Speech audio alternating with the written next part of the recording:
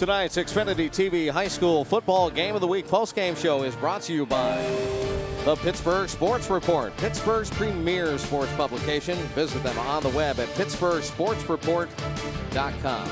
Chris Shublin, Ellis Cannon, former Steeler quarterback Charlie Batch. Victorious are the Thomas Jefferson Jaguars, 49-6 winners over the Ringgold Rams. And let's go to Kirsty Kalani on the field right now with our player of the game, Austin Kemp. What a performance he had tonight. Kirsty. Thanks, guys. The guys were dominant up front tonight. How did that help you with your rushing?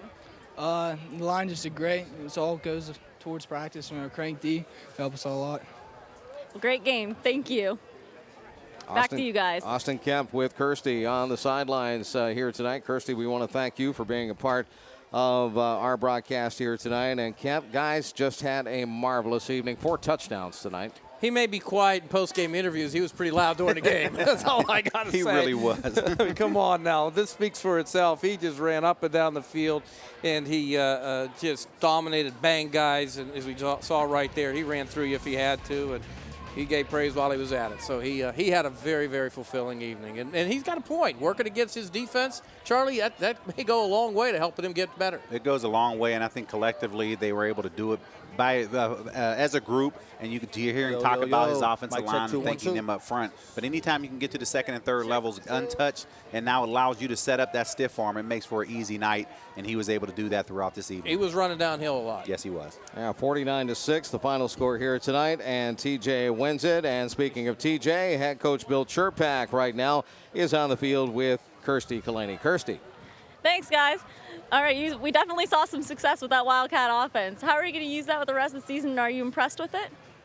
A lot of the things we did, we're going to watch the film, but we want to develop it a little more. It was the first time we've used it, and we had some success running. I thought we were physical, which we needed to be, and slow the game down, and, it worked in our favor. Coach, thank you very much, and congratulations on a great game. Thank you.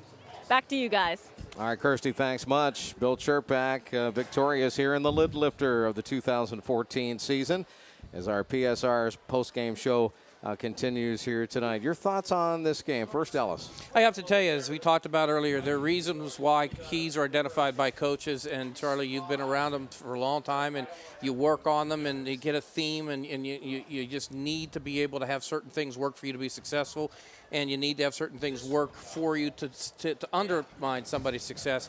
And tonight it just was a one-way street in both areas for Thomas Jefferson. And you hear Coach talk about it's a work in progress. And I'm thinking to myself, over 200 yards rushing, I don't know how much more progress you have to have. But you know one thing about Coach Chirpak, he's going to line up and he's going to run the football and he's going to force you to stop it. That's been his MO his entire career here at TJ, and it's going to continue and it's not going to stop. Charlie, you have been on football teams that have clicked on all cylinders, that run like machines. Thomas Jefferson is like that too, isn't it? They are. I mean, it's just something that really they don't beat themselves. Pre and post snap penalties, you don't see that a lot with TJ. So when you talk about a disciplined team, they are that. And you have to be that way in order to have the success that they've been able to have. Yes, they've had that success, but you're talking about a new season.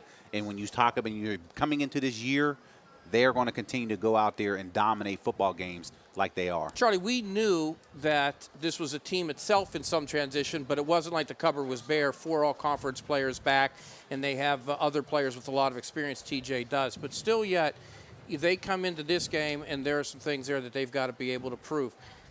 What's it like when you're able to come out, execute at this level? I mean, there really were relatively few penalties for a first game. Both teams well-conditioned for a first game. When you come out and you impose your will, that's bad enough. That guts you.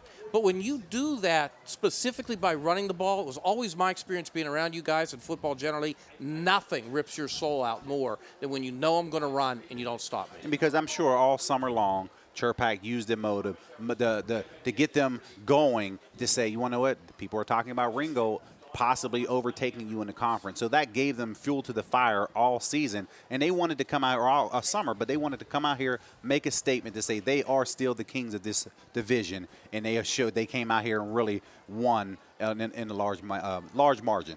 And finally, let's talk about the Ringgold Rams. Nick Milkovich obviously has some work cut out for him to get this program into the direction he wants it to go in. And I'll start with Charlie. Charlie, we saw one big play, as Coach Tomlin likes to call it, a splash play. Right. And it was a big splash on that long touchdown pass. It was a big splash. It took the crowd out of it early. It went for 83 yards. But that was one of those things that, you know, it's early in the game. You want to change. It's a game changer, so to speak, early in the ball game. But in order to be able to come on the road and pull out a victory, you have to be able to sustain a lot of those drives. And you can see they weren't able to pick up a lot of third downs, and that led ultimately to punting situations. And you have to be able to build on that. So there's going to be a lot of film work criticism going on come tomorrow as they start to prepare next week to make sure that this doesn't happen again. And I'll go a step further. Last year and for 4 years before that, they had a lot of success with Matt Humbert. A lot of success. They were playoffs last year and through that time. Now you have a new coach. And as you said, we're changing some things offensively and defensively. I'm looking at my seniors right now. Remember early in the game I talked about Kemp being that lieutenant who can go into the locker room as a senior leader and talk and a little bit be the intermediary between the locker room and the coaches. I think that he's got to have some seniors now. And I'm looking at a lot of SRs on my chart in front of me that need to come together and say, guys, we're gonna continue to buy in here. We can't let this get away. Bad experience. If they don't have that, and you've got parts of the locker room is thinking something else, and the way it was, you could have a problem. So that's got to be cut off right now. It has to be cut off. There's a lot of seniors on his team. You change the mindset.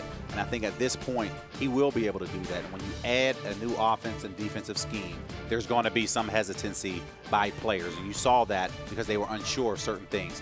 With this game here under their belt, expect better things next week. Gentlemen, always a pleasure being with you and covering high school football here in Western Pennsylvania. I want to thank our entire crew from Viewpoint Productions tonight, Viewpoint Video, and of course, Kirsty Kalani working the sidelines for us here tonight at Thomas Jefferson. With Ellis Cannon and Super Bowl champion Charlie Batch of the Pittsburgh Steelers, I'm Chris Shovlin. Thank you so much for joining us tonight. Comcast presents Xfinity Football on demand each and every week, and tonight, Thomas Jefferson the winner, 49-6.